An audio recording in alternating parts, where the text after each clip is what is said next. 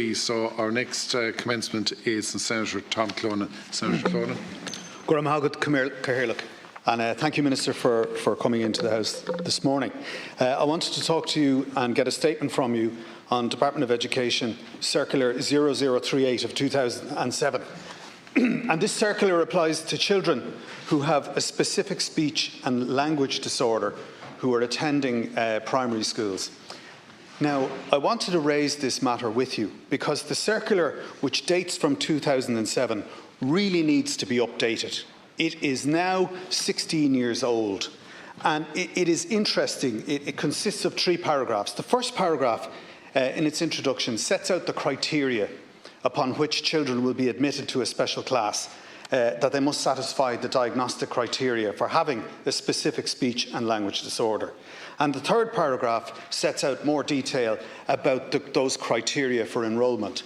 And all of those criteria are set out in evidence. In other words, these are areas that are researched, internationally peer-reviewed research into persons who have a specific speech and language disorder.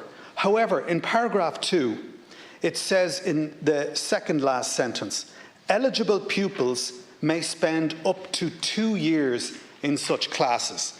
In other words, a child, a young boy or a girl, whose needs, by the way, are not being met anywhere else in the community, they find their way into a special class where they begin to blossom. And then for an arbitrary, idiosyncratic, capricious reason, their time in that class is capped at 2 years. And this is causing unnecessary suffering amongst children and their families and their parents. And what intrigues me about this and what angers me about this is that this is literally the stroke of a pen. Somebody in the Department of Education, a civil servant with no qualifications in these areas and without any reference to any research or evidence, caps their presence or their attendance at 2 years. So I have an example, Minister, of this. I have been approached by a family who are distraught as their son, Harry, is attending one of these classes. And he matches all of the criteria and has a specific speech and language disorder. And he attends St. Kevin's School in Greystones. And in that class over the last 2 years, this young man, this boy, has absolutely blossomed. And he is thriving. But they're now facing the prospect in June of this year of having that wonderful experience terminated simply because of this piece of paper. And might I add, the capitation grant is €785. That's what we're talking about here. So I'm asking you, Minister and Minister Foley, would you please just take that line out so that principals and boards and management can keep these children in the environment where they're thriving. Now, in a previous life, I was a primary school teacher before I joined the army, before I became a lecturer, before I became a senator. And all of our educational philosophy is child-centred. And the Department of Education reiterates repeatedly through its documentation that we place the child and the child's needs front and centre. So I'm asking you, please, to remove this arbitrary cap of 2 years.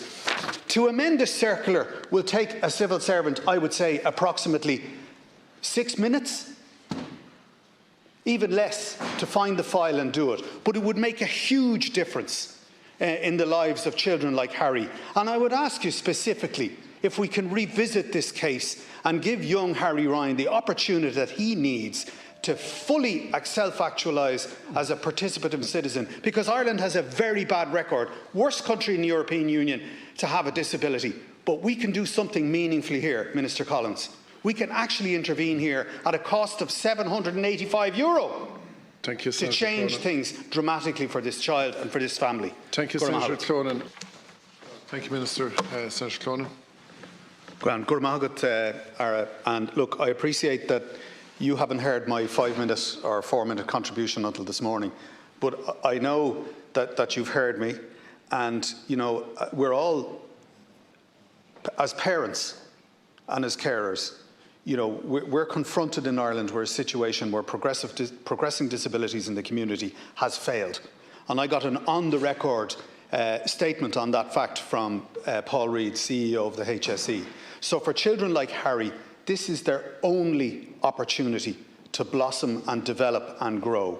And I'm asking you, please, can we just change that one cruel and capricious line that their attendance in these classes is capped at 2 years?